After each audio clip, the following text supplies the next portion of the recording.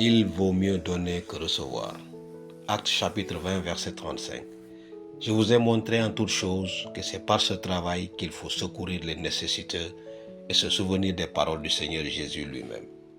Il y a plus de bonheur à donner qu'à recevoir. Jésus se trouvait dans la cour du temple, un lieu animé où les Juifs venaient adorer, prier et aussi apporter leurs offrandes au Seigneur. Près du trésor, c'est-à-dire une sorte de coffre où étaient déposées les offrandes, Jésus était assis et observait attentivement les offrandes. De nombreux riches arrivaient, leurs beaux vêtements et le tintement des pièces de monnaie en tombant attiraient l'attention. Leurs gestes étaient amples, peut-être même un peu théâtraux.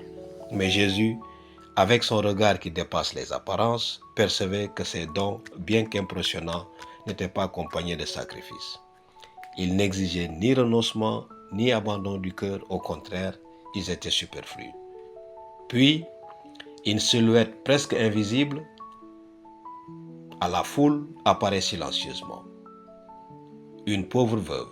Dans cette culture, les veuves vivaient souvent dans une extrême vulnérabilité, sans protection ni revenu stable.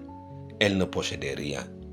Dans ses mains, elle portait 2 petites pièces, l'équivalent de presque rien.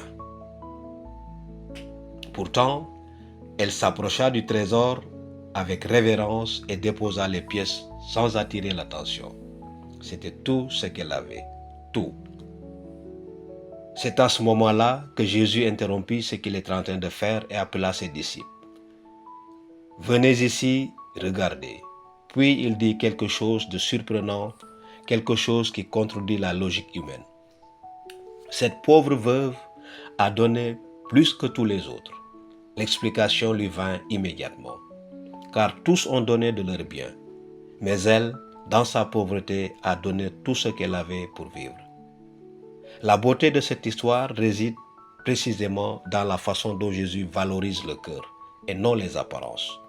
Il honore la foi courageuse de cette femme qui avait entièrement fait confiance à Dieu, se donnant non seulement financièrement mais spirituellement. Quelles attitudes pouvons-nous apprendre de cette histoire? Numéro 1, faire confiance à Dieu plus qu'aux biens matériels. La veuve ne se souciait pas d'épargner le peu qu'elle possédait, mais a choisi de faire confiance à la providence divine.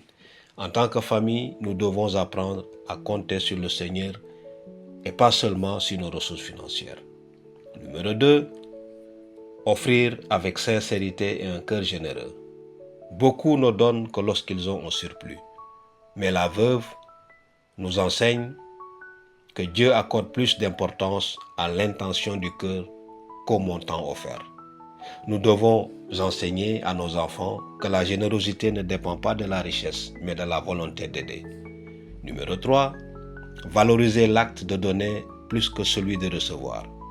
Jésus a dit qu'il y a plus de bonheur à donner qu'à recevoir, car lorsque nous offrons avec amour, nous devenons des instruments de Dieu pour bénir les autres. Les familles qui apprennent à servir et à donner vivent avec un but plus élevé. Question de réflexion. Ai-je appris à ma famille à faire confiance à Dieu plutôt qu'aux biens matériels? Comment pouvons-nous pratiquer le don avec joie et gratitude? Activité à suivre. Rassemblez votre famille et réfléchissez à la manière d'être plus généreux au quotidien. Ensemble, choisissez une manière concrète de bénir quelqu'un cette semaine, que ce soit par du temps, des ressources ou des mots d'encouragement. Terminez par une prière demandant à Dieu un cœur généreux. Prions. Seigneur, apprends-nous à faire confiance. Apprends-nous à te faire confiance et à vivre généreusement.